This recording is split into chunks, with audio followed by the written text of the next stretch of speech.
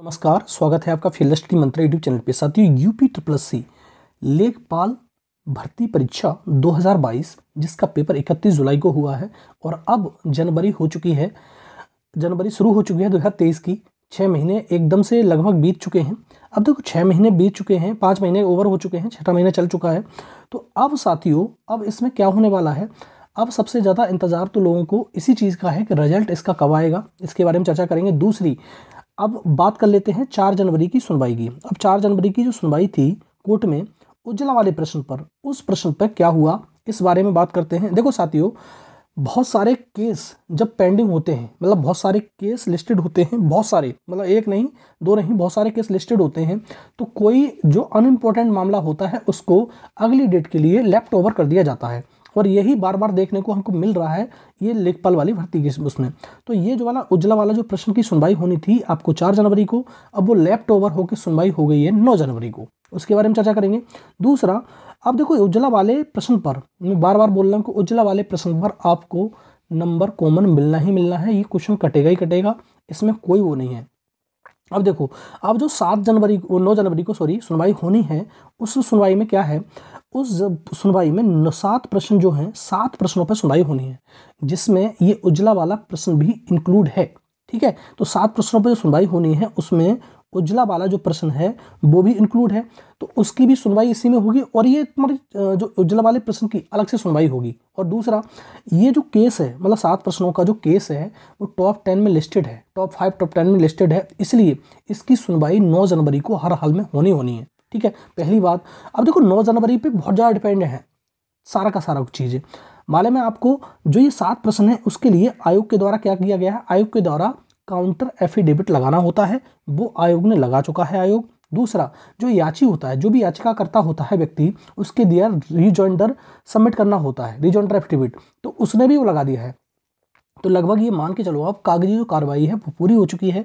अब आपको कोर्ट में अगर सुनवाई होगी तो फैसला कुछ ना कुछ आने वाला है, और 9 जनवरी को सुनवाई हर हाल में होगी। तो उसमें क्या होने वाला है, आपका जो फैसला है, अगर फैसला ना भी आए, कोर्ट का वर्डिक्ट ना भी आए, तो आपका जो कोर्ट ऑर्डर है वो रिजर्व करके रख लिया जाएगा। 1 या 2 तारीख और पड़ेगी, बहुत जल्दी तारीख डालेगा, बहुत लंबी तारीख नहीं पड़ेगी। ठीक है साथियों, तो बहुत जल्दी तारीख पड़ के आपका ये कोर्ट केस निपट जाएगा। ठीक है, तो ज़्यादा कुछ हो रहा नहीं है।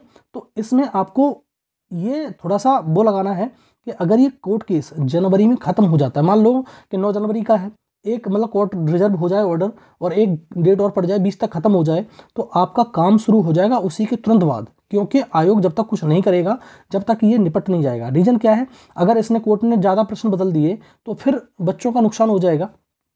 बात समझ में आ रही है? तो 9 जनवरी को आपकी सारी की सारी लगभग मुझे लग रहा है कि कोर्ट का ऑर्डर रिजर्व तो हो ही जाएगा, क्योंकि ये केस जो है टॉप 10 में लिस्टेड है। ठीक है साथियों, तो ये चीज़ जो है सारा का सारा जो मामला है वो 9 जनवरी की तारीख पर बहुत ज़्यादा डिपेंड कर रहा है। अब 9 जनवरी ज़्यादा दूर भी नहीं है, आज 5 हो चुकी है, आज 4 दिन का इंतजार और करना है आपको, क्योंकि सारा का सारा मामला 9 जनवरी को डिपेंड है। ये सारा का सारा मालूम पड़ जाएगा। दूसरी चीज़, अब साथियों बात करते हैं, ये जो तुम्हारा रिजल्ट है कब तक आ सकता है।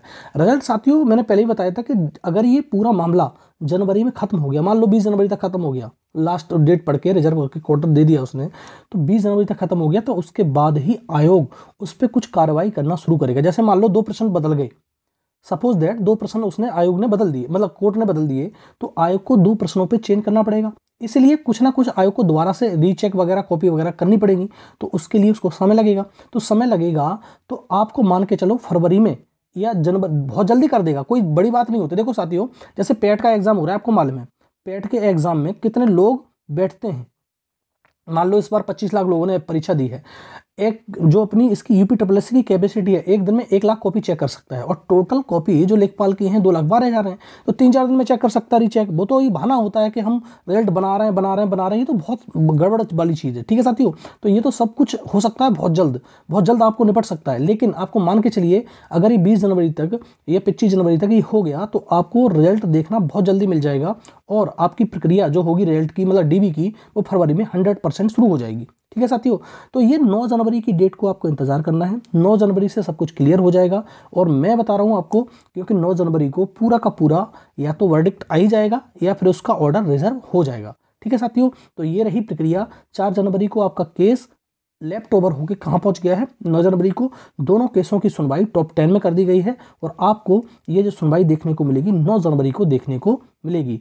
और साथियों कम से कम आपको 2 प्रश्नों पर बदलाव 100% देखने को मिलेगा। 2 प्रश्न का मतलब है जिसके दोनों प्रश्न गलत हैं वो 2.5 नंबर मिल जाएगा और जिसके दोनों प्रश्न गलत नहीं है उसको 2 नंबर तो मिलेंगे।